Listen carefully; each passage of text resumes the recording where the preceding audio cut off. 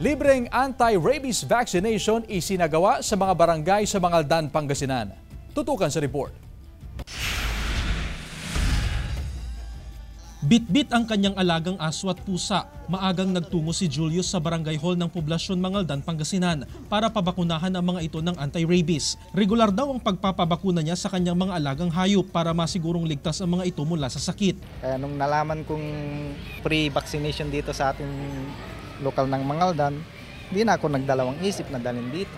Mahalaga po na lahat ng hayop natin ay matusukan ng anti-rabies. Nagsagawa ng libreng anti-rabies vaccination ang Municipal Agriculture Office sa mga barangay upang tiyakin na hindi tataas ang kaso ng rabies sa bayan. So usually ginagawa namin po ito yearly naman, pero pag nabigyan po kami ng supply ng vaccine, possible na mabakunahan lahat ng barangay within a year.